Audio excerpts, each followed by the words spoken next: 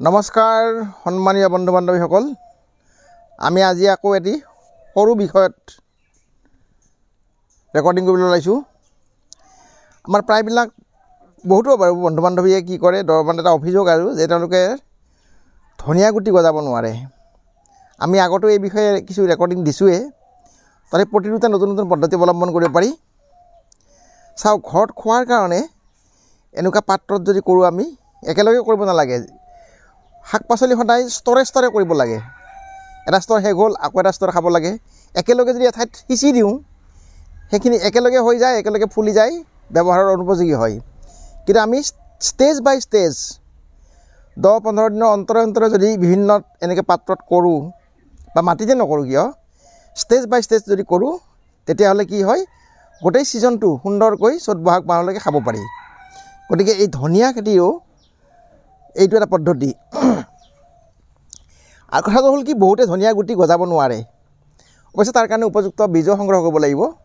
পুৰণি বীজ নগজে, নিৰ্ভৰযোগ্য প্ৰতিষ্ঠানৰ পৰা নতুন বীজ সংগ্ৰহ কৰিব লাগে। যোৱাবাৰৰ যিটো বীজ, সেইটো এবাৰ ব্যৱহাৰ কৰিলে তাৰ অংকুৰণটো ভাল হয়, ভালদৰে গজে। আৰু গতিকে তেনেদৰে বীজ সংগ্ৰহ কৰি ধনিয়া গজাব নোৱাৰা আৰু এটা কাৰণ আছে, সেয়া হ'ল এই গুটিবিলাকৰ চকুৰাটো টান, ডাঠ। ইয়াৰ ওপৰৰ চকুৰাটো বহুত ডাঠ, সেইটো ফাটি ওলাই আহিলে যদি উপযুক্ত পৰিৱেশ নাপায়, তেতিয়া গজালি নোলোৱাকৈ নষ্ট হৈ যায় গুটিবিলাক। সেইকাৰণে ইয়াক পৰিৱেশটো দিব লাগিব। আৰু সেই পৰিৱেশটো দিবৰ কাৰণে কৰিব লাগে কি, আপোনাৰ ধনিয়াৰ গুটিবিলাক 24 ঘণ্টা তিয়াই থ'ব লাগে। তিয়াই থোৱাৰ পিছত গুটিখিনি উলিয়াই লৈ এই কটন কাপোৰত এনেকৈ বান্ধি থ'ব লাগে। আমি এনেই বান্ধিছিলোঁ ইয়াতে, মই এতিয়া খুলি দিছোঁ। এতিয়া ইয়াতে খুলি লৈছোঁ। টোপোলা এটা তিয়াই থোৱাৰ পিছত 24 ঘণ্টা বন্ধাৰ পিছত উলিয়াই লৈ এনেকৈ টোপোলা এটা বান্ধিব লাগে। আৰু সেই টোপোলাটো, গুটিৰ টোপোলাটো টাবেই হওক বা আন মাটিতে হওক, ধুনীয়াকৈ তলত সোমোৱাই থ'ব লাগে, পুতি থ'ব লাগে। থৈ মানে সদায় অলপ অলপ পানী দিব লাগে। এনেকৈ ভাল যদি গুটি হয়, 4-5 দিন 6 দিনৰ ভিতৰত ধনিয়াৰ বীজ অংকুৰণ হৈ যায়। এই ধুনীয়াকৈ অংকুৰণ হৈছে আমাৰ, চাওক, এনেকৈ গজালি ওলাই যায় আৰু ভালদৰে অংকুৰণ হয়।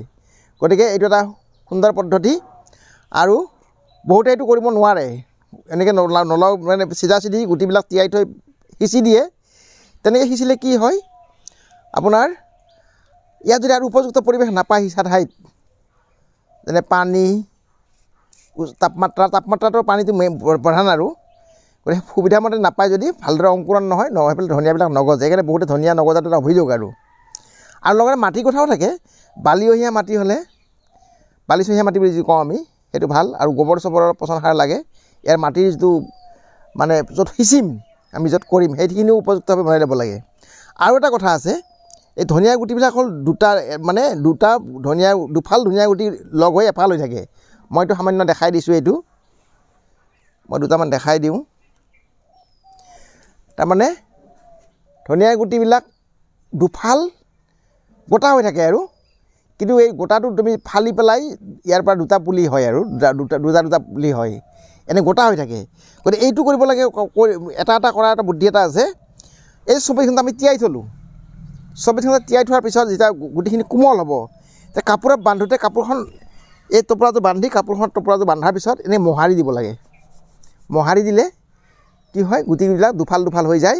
তেতিয়া অলপ দূৰে দূৰে পৰে, আৰু নহ'লে এঠাইতে দুডাল পুলি গছ হয়। আৰু গতিকে এনেকৈ যদি পাতলকৈ আমি ধনিয়া কৰোঁ, ধনিয়াৰ আচলতে পাত ছিঙি খাব পাৰি।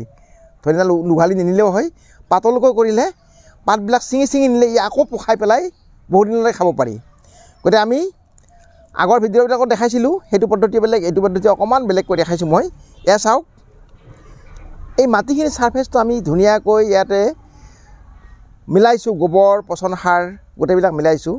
আৰু ইয়াত এটা বস্তু দিছোঁ আমি, সেইটো হ'ল চূণ। চূণ দিলে কি হয়, এচামুচ পানী এনেকুৱা তাৰ কাৰণে এচামুচ, সৰু চামুচেৰে চূণে যথেষ্ট। চূণ দিলে ইয়াৰ অপকাৰী যিবিলাক ভেঁকুৰ থাকে, সেইটো মৰি যায়। ইয়াত আমি চাফ তাপ ব্যৱহাৰ নকৰোঁ, ফাংগিচাইড ব্যৱহাৰ নকৰোঁ, ৰাসায়নিক ফাংগিচাইড। কিয়, এইটো চিধা পাতটো খামতো আমি পাতটো খাম। সেই পাতটো খোৱাৰ কাৰণে ইয়াত ফাংগিচাইড দিলে ই শোষণ কৰিব।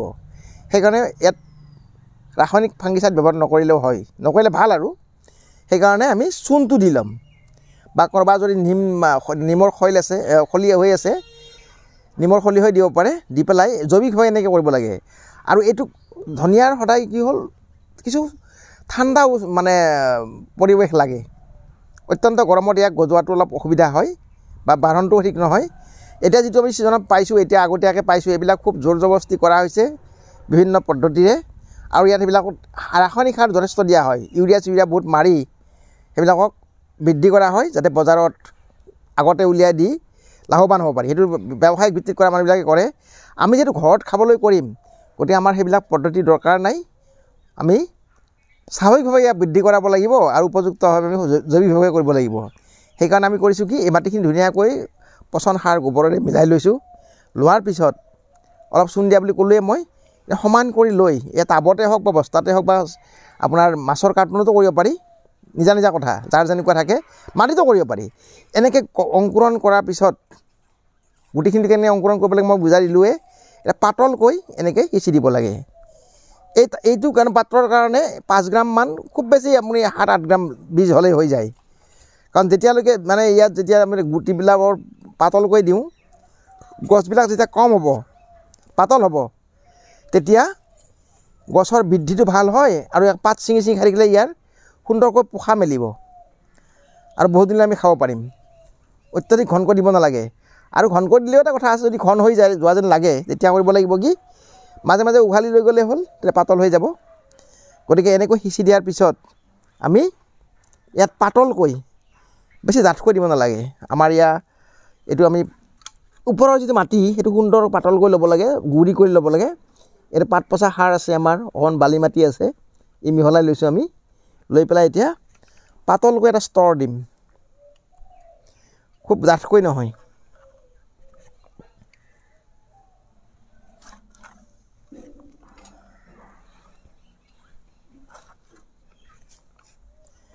এটা কাতি মাহ সুন্দৰকৈ ইয়াৰ গজোৱা মানে সময় হৈছে আৰু গোটেই ছিজনটোৱে গজাব পাৰি গতিকে আমি স্তৰে স্তৰে এনেকৈ কৰিম একেলগে নিসিঁচোঁ আমি গোটেইবিলাক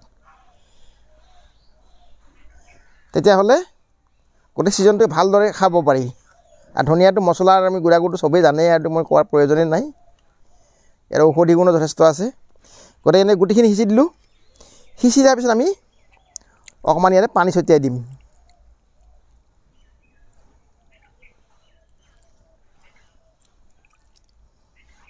পানীটো লাগিবই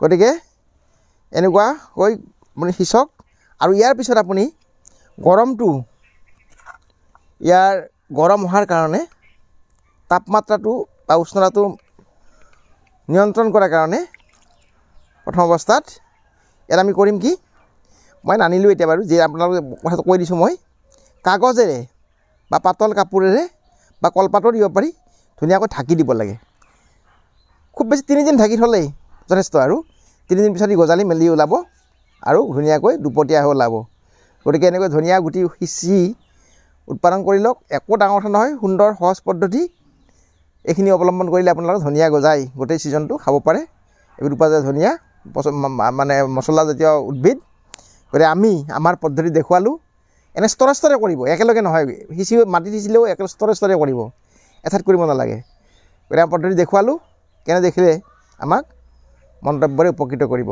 ধন্যবাদ